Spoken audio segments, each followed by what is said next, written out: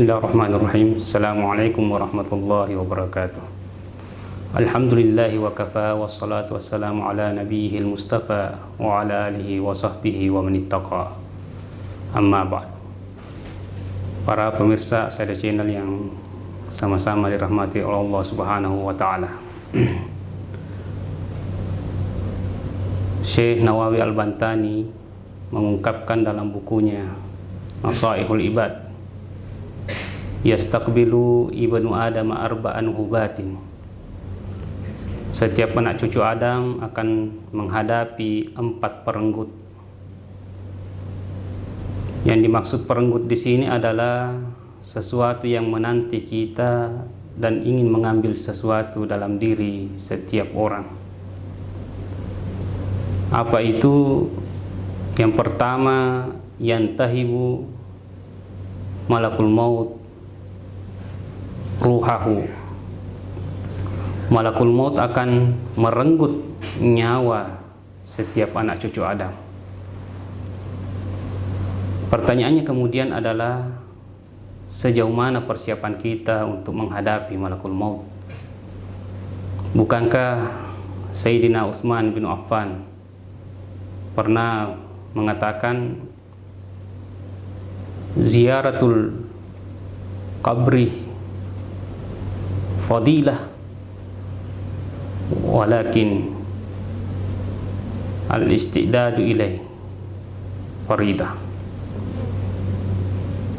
Satu keutamaan ketika kita sering menziarahi kubur, tetapi sebenarnya pada hakikatnya yang terpenting adalah mempersiapkan diri untuk memasuki atau menghadapi yang namanya kuburan. Ini nasihat buat kita bahwa sesungguhnya kedatangan malakul maut itu adalah suatu keniscayaan dan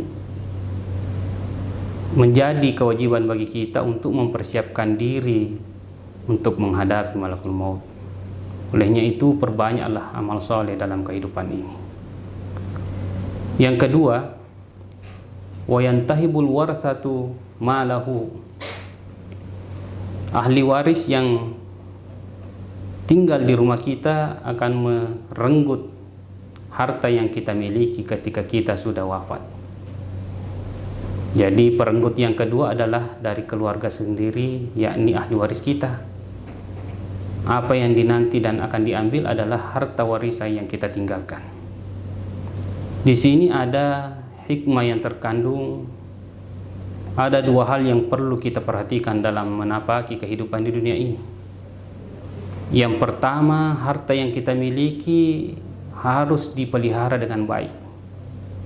Yang kedua, anak-anak yang kita miliki atau keturunan yang kita miliki, ahli waris yang kita miliki juga harus dipelihara dengan baik.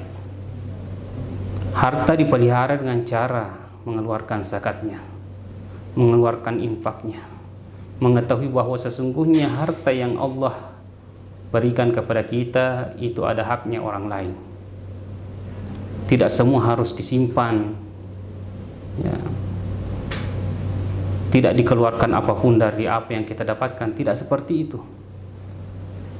Insya Allah ketika kita lulus dari ujian harta ini, ya, justru harta itulah yang akan memperlancar kita masuk di surganya Allah. Sebaliknya, ketika kita tidak lolos, justru harta itu yang ikut, ya, menyiksa kita di hari kemudian. Kemudian keturunan kita juga harus diperbaiki dengan cara menanamkan ajaran agama sejak dini. Ya. Anak-anak kita jangan sampai dibiarkan besar tumbuh tanpa dibekali oleh pendidikan agama. Ya. Sedini mungkin kita sudah ajarkan mereka mengaji, sudah ajarkan mereka cara salat dan sebagainya, supaya nanti ketika kita sudah meninggalkan dunia ini, justru anak-anak kita lah yang akan mendoakan kita. Ketika kita juga lolos dari ujian ini, insya Allah anak-anak kita itulah yang akan memperlancar kita masuk surga. Sebaliknya ketika kita gagal dalam mendidik anak, justru anak-anak kita yang akan menghambat kita masuk ke surganya Allah. Ya. Jadi harta yang kita tinggalkan ketika anak itu mengerti dengan apa yang mesti dia lakukan untuk harta kita, justru harta yang kita tinggalkan untuknya akan dipakai untuk memperlancar atau mempermudah kehidupan kita, baik di alam barzah maupun nanti di hari kemudian. Karena harta yang kita miliki itu anak-anak kita justru sumbangkan misalnya ke tempat-tempat yang diridai oleh Allah Subhanahu wa taala. Ma'asyiral muslimin, jamaah Asada Channel yang saya muliakan. Selanjutnya yang ketiga yang merenggut kita adalah wayantahi buddudu jasadahu, bahwa cacing tanah akan menanti kita ketika jasad kita sudah dimasukkan dalam kubur. Dan itu suatu keniscayaan, tidak perlu kita takuti. Karena sebagai manusia biasa, kita dari tanah akan kembali juga ke tanah. Yang terakhir yang akan merenggut kita, menurut Syekh Nawawi Al-Bantani, para pemirsa, yakni inilah yang paling berbahaya. Wa yantahibul husama'u amalahu, bahwa orang-orang yang pernah kita aniaya di muka bumi ini akan merenggut amal kebajikan kita nanti di hari kemudian. Nauzubillah summa nauzubillah. Inilah yang paling berbahaya. Nabi pernah bertanya kepada sahabat, wahai sahabatku, atadaruna manil muflisu min ummati, tahukah kamu siapa orang yang bangkrut, orang pailit dari umatku?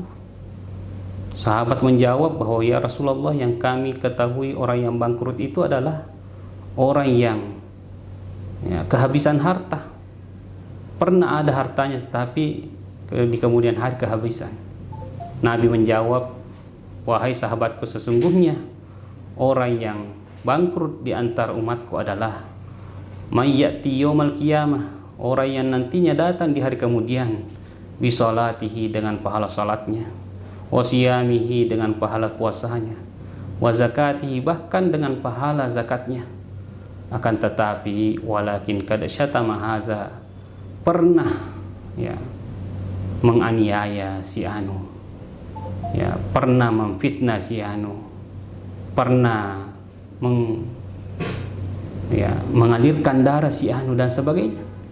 Akhirnya amal kebajikannya itu nanti dipakai untuk membayar orang-orang yang pernah dianiaya di muka bumi ini. Dia akan masuk dengan pahala salatnya.